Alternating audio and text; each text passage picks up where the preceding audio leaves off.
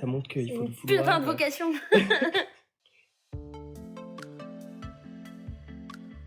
Salut, moi je m'appelle Léa, j'ai 22 ans et je suis étudiante en dernière année de sage-femme.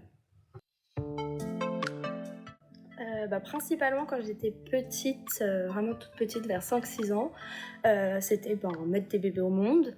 Et ensuite, un peu plus tard, quand je me suis renseignée vraiment beaucoup sur le métier de sage-femme, c'était surtout la relation qu'on créait avec les patientes, l'accompagnement qu'on pouvait leur apporter et voilà, d'être là pour elles dans des moments importants de leur vie. Donc moi j'ai passé mon bac en 2018, ensuite j'ai enchaîné sur la PACES que j'ai réussi du premier coup et ensuite du coup j'ai fait deuxième année sage-femme, troisième année sage-femme, quatrième année et là du coup en dernière année. En deuxième année on a principalement des cours de manière assez globale, pas mal de trucs généraux. On rentre pas trop dans le vif du sujet, on y rentre un peu au deuxième semestre. Et on a 3 stages, un stage infirmier et ensuite 2 stages en maternité. Ensuite en troisième année, là on rentre vraiment dans le vif du sujet. La troisième année c'est une année un petit peu compliquée parce qu'il y a toujours beaucoup de cours à l'école et en même temps on commence à avoir pas mal de stages. Donc je crois qu'il y a 6 stages en MA3 et voilà, mais les cours deviennent beaucoup plus intéressants. Les 2 années de licence, c'est surtout sur des trucs physiologiques. Et après, en quatrième année, on commence la pathologie avec beaucoup moins de cours et des cours beaucoup plus pratiques et beaucoup de stages. Et en dernière année, on n'a que 6 semaines de cours dans l'année et tout le reste, c'est des stages dans un seul hôpital qu'on choisit. Et globalement, voilà. Les cours à l'école sont obligatoires et les stages aussi. Oui, il y a pas mal de TP et de TD dès la deuxième année, sur plein de choses différentes. En vrai, je crois que mon point positif et mon point négatif, c'est les mêmes, globalement. En gros, le point négatif, c'est par rapport à la considération du métier de sage-femme. On n'est pas très considéré au niveau, pas réglementation, mais au niveau salaire, au niveau des dirigeants, au niveau des autres professions par rapport aux autres professions, etc. Par contre, on est extrêmement considéré au niveau des patientes, au niveau des familles, c'est vrai que j'ai souvent entendu des patientes me dire j'oublierai jamais la sage-femme qui m'a accompagnée pendant mon premier accouchement, ou alors, voilà, c'est les deux côtés un peu différents. Toutes les qualités humaines déjà, de la patience, avoir de l'empathie, avoir évidemment du respect, et ensuite beaucoup d'écoute, vraiment des qualités humaines qui sont pour moi nécessaires pour tous les métiers dans la santé. Et ensuite quand même beaucoup de rigueur et de l'organisation. Il faut être très organisé. Moi, j'aimerais, à l'issue de cette année, travailler au CHU, donc en hôpital pour commencer ma carrière de sage-femme et pourquoi pas ensuite, plus tard, m'installer en libéral. Donc du coup, une sage-femme, ça veut plein de choses. Donc elle peut travailler soit en hôpital, soit en libéral. Donc à l'hôpital, elle peut être dans le service de salle de naissance, de maternité, les services de grossesse pathologique ou les consultations. Il y a aussi les services d'IVG ou d'aide à la procréation. Donc tout ça, les sages-femmes peuvent y aller. Voilà. Et ensuite, en libéral, une sage-femme peut faire peut avoir son propre cabinet, faire du suivi de grossesse, du suivi gynéco, etc. De la rééducation du périnée aussi. Et après, sinon, il y a tout ce qui est les PMI, donc les centres de protection maternelle infantile, où pareil, il y a des sages-femmes pour l'aspect médical et il y aura beaucoup plus de social. Et après, sinon, il y a plein d'autres choses, mais après, il faut des diplômes supplémentaires, se spécialiser en sexologie, en échographie, faire de la dictologie, principalement tabacologie, ou travailler aussi pour les violences faites aux femmes. L'IVG, je pense qu'il y a pas mal de gens, moi, dans mon entourage, quand je leur dis qu'une sage-femme peut faire une IVG, sont assez étonnés. En fait, l'IVG, en tant que sage-femme, il nous faut juste suivre une formation qui est de 1 ou 2 jours, je crois, mais qui est pour les médecins aussi, en fait. Dès qu'on est en libéral et qu'on veut faire des IVG, il faut suivre une petite formation. Et il faut juste être attaché à un centre hospitalier. Mais oui, l'IVG peut faire, et donc du coup aussi les échographies, pareil, avec un diplôme supplémentaire. Et aussi, ce que pas mal de gens savent pas, c'est que les sages-femmes peuvent poser les stérilés, les implants, les enlever aussi. C'est pas que les médecins. On peut vraiment tout faire comme un médecin tant que ça reste sans pathologie. Rien. Je ne me voyais pas dans autre chose que sage-femme. Et c'était un truc qui me faisait très peur en PACES. Je me suis dit, imagine, t'as pas ta PACES, tu redoubles, voire tu triples, et t'as pas ta PACES, tu vas galérer pour trouver un métier. Voilà, je me voyais que sage-femme. C'est le plus beau métier du monde.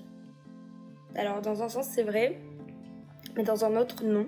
Et sur plusieurs aspects, déjà parce que quand on dit sage-femme, il y a plein de gens qui pensent « Waouh, c'est beau, tu fais naître des bébés, etc. » Sauf que tout le monde pense voilà, que c'est que des moments joyeux quand on est sage-femme. Et du coup, ce qui en fait le plus beau métier du monde. C'est vrai, la plupart du temps, c'est des moments joyeux, mais il y a aussi des moments difficiles. On accompagne des femmes dans des IVG, donc même si c'est souhaité, c'est des moments difficiles dans la vie d'une femme, des moments où on peut être confronté à des morts de bébés à la naissance, ou bien même des morts avant même que l'enfant soit né. Et donc ça, c'est des choses qui peuvent être, qui sont difficiles et qui malheureusement, à ces moments-là, on se dit pas que c'est le plus beau métier du monde ce qu'on fait. Voilà. Et ensuite aussi parce que c'est un métier quand même, les conditions du métier sont difficiles, comme toutes les professions globalement hospitalières. Mais voilà, on travaille debout toute la journée, on court partout, il n'y a pas assez de personnel pour le moment. Et puis c'est aussi beaucoup des moments d'urgence. Être toujours sur le vif, voilà, pour éviter de louper une urgence à un moment. Mais après, sinon, c'est un super beau métier, et malgré tout ça, ça reste, selon moi, le plus beau métier du monde, parce que je me vois faire que ça. Mais voilà, il n'y a pas que des belles choses dans ce métier, c'est pas que du waouh, trop bien, des bébés. Ok, la première, elle est courte. Du coup, j'étais en stage en salle de naissance, c'était là il y a quelques mois. Et donc du coup, il y a un papa qui sonne à l'entrée des urgences. On lui répond, on lui demande qu'est-ce qu'il amène ici, lui et sa compagne. Et il nous dit vite, s'il vous plaît, venez nous aider, vite, c'est urgent. La dame derrière, elle était comme ça en mode tout va bien. Vraiment la fille la plus détendue du monde. Lui, il était hyper stressé. Et là, il nous a lâché un « Ma femme, elle a perdu les os, vite, venez !» Du coup, il y a quelques mois aussi. Une dame qui appelle parce qu'elle sent qu'elle est en train d'accoucher, etc. Donc elle était en salle de naissance avec la péridurale et tout, tout bien comme il faut. Et donc on s'installe pour l'accouchement et donc elle commence à pousser, donc on l'encourage, la sage-femme l'encourage, moi j'encourage, l'auxiliaire de puériculture qui va récupérer le bébé l'encourage et donc voilà, on l'encourage tous ensemble et elle disait non mais je vais pas y arriver, elle était un petit peu agressive mais bon, ça passait encore. Et là son mari qui la regarde et qui lui dit allez mon cœur, tu vas y arriver, donne tout, pense à notre bébé, donne tout, tu vas y arriver. Et là, elle le regarde, et je vais rester polie pour pas que je sois censurée. Elle lui dit en gros, mais toi, mais tais-toi et tout, tu sais pas ce que c'est. Et il commence à s'embrouiller, mais avec des insultes dans notre monde, en plein milieu de la salle de naissance, pendant qu'elle était en train de pousser pour faire naître son bébé. Et voilà, elle s'est mise à s'agiter de partout, à agiter ses pieds. Avec la sage-femme, on s'est pris plein de coups de pied. Voilà, c'était, je crois, l'accouchement le plus mouvementé que j'ai vu. Bon, au final, tout s'est bien passé, hein, elle a réussi à faire naître son bébé. Mais c'était quand même très mouvementé. Et dès que le bébé est né, le papa est parti de la salle de naissance, énervé, normal. Il est revenu après, mais ça continuait de s'énerver beaucoup. Voilà. Alors qu'il a juste voulu l'encourager, Bichette. Donc j'étais en 3e année d'études et on avait une patiente qui voulait accoucher de manière totalement physiologique, donc sans la péridurale. Et on l'avait mis dans la salle physiologique avec les canapés, la baignoire, etc. Et en fait, la patiente, le travail, il avançait doucement, ça avançait, mais c'était pas... Voilà, ça avançait tranquillou, c'était pas incroyable.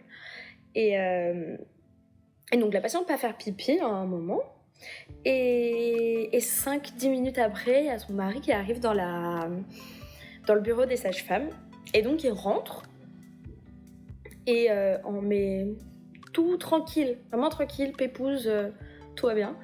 Il rentre et il fait excusez-moi, mais ma femme elle est aux toilettes et elle crie.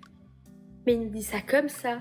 Alors nous avec la sage-femme on se regarde, on va oula, vite. Et donc on se lève, on attrape une paire de gants et un pack d'accouchement et on court dans les toilettes. Et donc on tape et tout, on lui dit qu'est-ce qui se passe? Elle fait il y a la tête de mon bébé et tout, je suis sûre qu'il est là, etc. Donc du coup, sauf que la patiente, elle avait fermé à clé, donc on ne pouvait pas rentrer et elle n'arrivait plus à se lever des toilettes. Donc au final, elle a réussi à se lever, à ouvrir. Et la sage-femme vraiment est rentrée et en fait vraiment, genre, quand la patiente, elle a ouvert, on a vu la tête du bébé qui commençait à descendre, sauf que la patiente était debout. Donc si le bébé sortait comme ça... boum. Donc en fait, la sage-femme, elle s'est jetée en dessous de la patiente comme ça et a récupéré le bébé qui est né merveilleusement bien, hein, vraiment, comme les bébés girafes. Ploup, comme ça. Vous allez entendre pas mal de choses sur l'école de sage-femme, comme quoi c'est difficile, que... On nous met beaucoup la pression. Il faut savoir qu'on nous met la pression, mais par contre, tous les enseignants, les secrétaires et même la directrice sont vraiment là pour nous. Je vous parle en connaissance de cause, ayant vécu des moments un peu compliqués pendant mes études. Elles ont toujours été à l'écoute et prêtes à donner des aides, des alternatives pour nous aider à bien vivre nos études de sage-femme. Et vraiment, si c'est ce que vous voulez faire, ne vous laissez pas influencer par tout ce que vous entendez. Foncez et ce que vous voulez faire, vous allez vous épanouir là-dedans. Et par contre, si vous n'avez pas envie, c'est pas un métier qu'on fait par dépit. Voilà. Et bon courage à tous, vraiment, vous êtes tous les meilleurs, vous allez y arriver.